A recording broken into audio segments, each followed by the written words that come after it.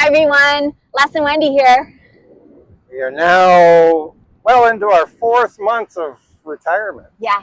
So we're going to do what everybody does and talk about the surprises, both positive and negative, and the challenges that we've had or noticed after our first 3 full months of retirement.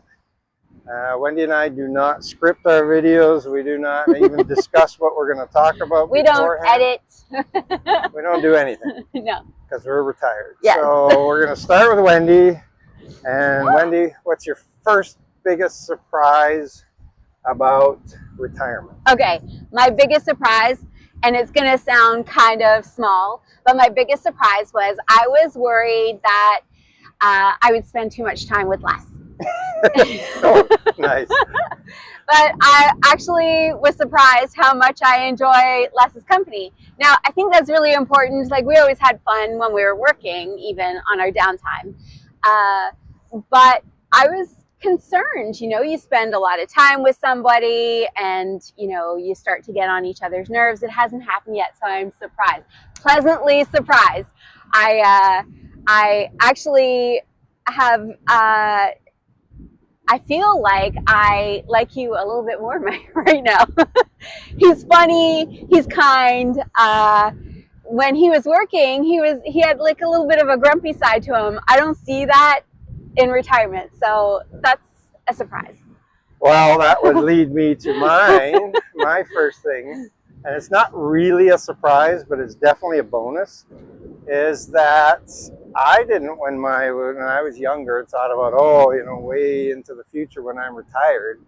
I thought I would have someone who wasn't as gorgeous as Wendy is. Oh, please. Oh my gosh. Which isn't the actual point. The point is that I feel like a bit of a kid in a candy store, and it brings me to the thought of retirement that's been really surprising and cool, is that we don't have to wear those masks that you wear when you're working. You have to fit a certain mold or anything like that. We have other retired friends, very close friends, but they're older than us. But even so, in their mid or late 60s, they don't act like old people. They don't act like retired people. They just get to be who they are, who they want to be. They don't have to filter what they say.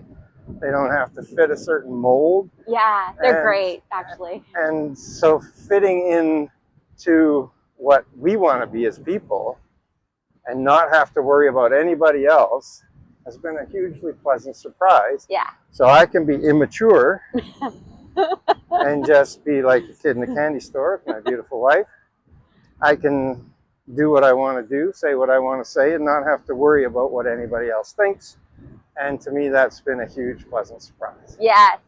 Okay, what are we doing next? Next, what's your number 2? Of my pleasant surprises? Or anything. Okay, so I thought that being retired, I was kind of concerned about how I would spend my days. So what surprised me is that how easily it is to fill up your day, to the point where I feel like I'm busy, which is weird because you get up, you have coffee, you go for a walk, maybe pick up some groceries, and then you cook some dinner, and then you watch a movie, and then you go to bed to read. And I just don't, I guess my biggest surprise is that you do what you used to do after work during the day, and so you have the evening to yourself.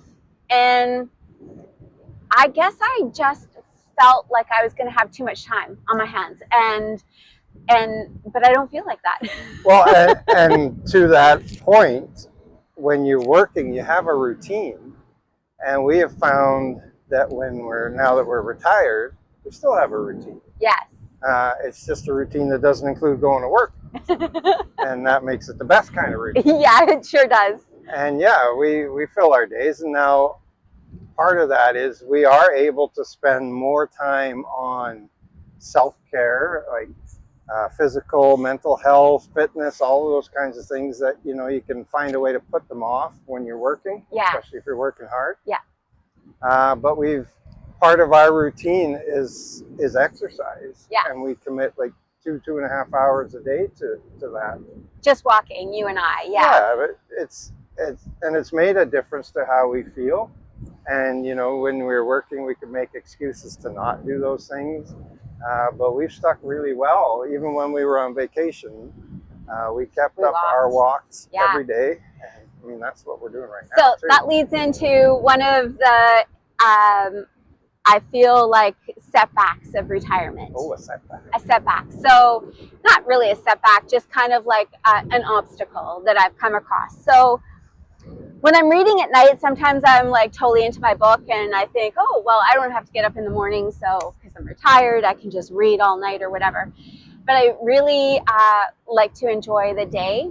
So I found that I was sleeping in way too late because I was staying up too late. So what I did was, like, we live in a condo now in Uptown. And so they have a gym there. We have to make an appointment. So I make a gym appointment every day at 10 o'clock.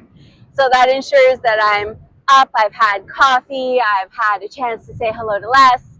And it kind of, like, when I'm reading at night, I think, oh, okay, well, I got to get up and go to the gym. I have an appointment, so I'm going to turn off the light now, sort of thing. So it gives me that incentive, kind of like, to turn off the light, go to bed, because I guess, like, I know I used to know a lot of retired people when we lived in BC, and they used to sleep until like 10:30, 11 o'clock because they'd stay up all night. For me, I feel like that's an obstacle. I want to enjoy my day, so that's kind of a safeguard that I put in place for myself. So, well, for me, one of I guess you call it a negative surprise, is I felt like once I retired, I would be able to sleep a full night because I don't have the stresses of work or the things to worry about. You know, sometime when I was about 30 or something, I stopped being able to sleep through the night, and I just kind of always chalked that up to, you know, worried about real life and all that kind of thing. So I figured once I retired, that sleep would come, but it didn't. I still can't sleep at night. But the flip side of that is, again, because we don't have anyone to answer to but ourselves, after we go for our big, long first walk of the day, I take an afternoon nap. And it doesn't matter. And it makes me feel great. I don't feel tired all the time. I sleep for about, usually an hour, most afternoons. And if I don't get to, I get kind of grumpy. Yeah, he does.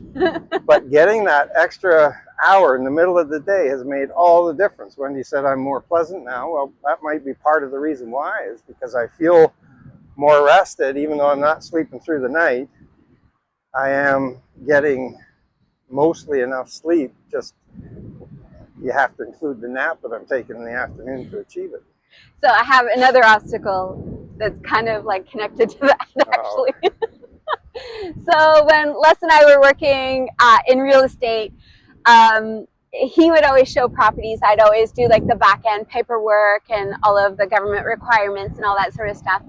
And so when he was away showing properties, I used to clean, and that was kind of like the deal. I would clean the house. He would spend all the time with our clients and stuff, and it worked out really well. So I still have to clean, only he's not out of the house, like, ever. So sometimes I have to work around his naps, because I sleep really well. I sleep like 8-9 hours a night, always, always, always. So I don't necessarily need a nap in the mid-afternoon. Once in a while I take one, but so I find that it's a bit of an obstacle, because we live in such a small condo now, is when I want to clean. When do I clean? It's usually during his nap. It's usually like in the afternoon, before dinner, all that sort of stuff. So we've come to like a bit of a routine where I clean the bedroom, and I make sure he goes in the bedroom instead of on the couch, and I make him stay there until I'm finished. Which is really nice of me. I'm very cooperative in trying to make things work. I work my naps around her cleaning. And yeah, it works. So my turn, one of the biggest pleasant surprises, now maybe this again goes back to Wendy's first point about I'm easier to get along with now, is that we have had these spontaneous at-home date nights. Oh, yes, we have. Now that was never possible before because you have your routine and you have to be in bed by a certain time because you got to get up. Now there's been times where just like we just decide, hey, you want a glass of wine, and we crack open a bottle and we just talk, and no distractions when you play some music, and we just talk and drink wine and just it's like we're getting to know each other all over again. Yeah. We talk about our past before we met, just some of the things that maybe we didn't know about each other because you never truly know everything about your partner, even if you've been together forever. And we've just been having so much fun laughing. And, Yeah, it's been a lot of fun. We'll each pick a song and go back and forth and make the other person suffer through the songs that we like. I suffer through more than he does, but. And so that's been a really pleasant surprise because, as Wendy said, you do have fears that maybe you're going to be sick of spending all your time with that other person. But for us, it's been almost like, wow, we can like be like youngsters having a date again. Yeah. Because we don't have any other concerns. Yeah.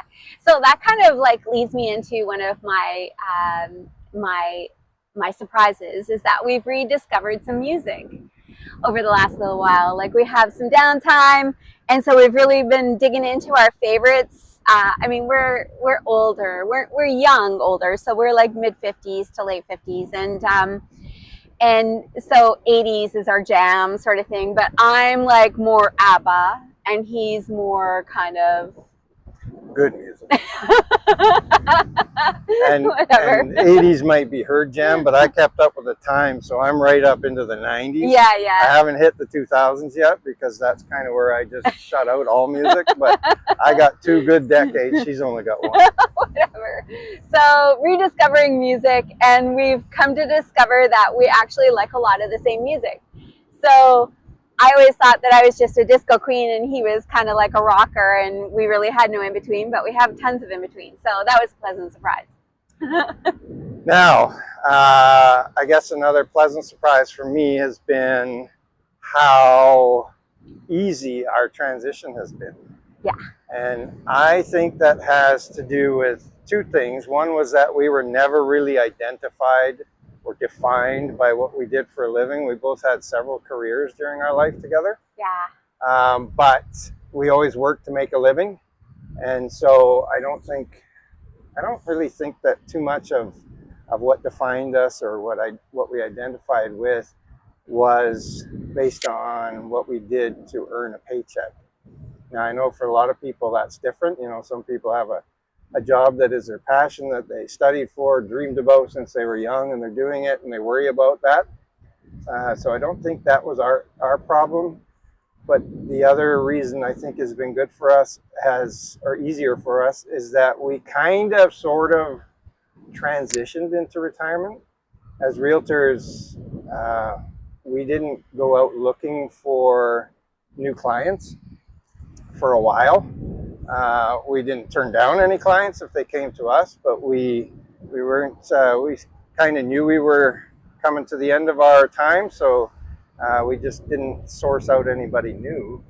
So we kind of slowly transitioned out. Yeah. And so when the day actually came, it was almost like an afterthought. We didn't, it was, we'd had a busy stretch, but we knew it was there, and we'd been practicing for it. Yeah, we had. Let's put it that way. For sure.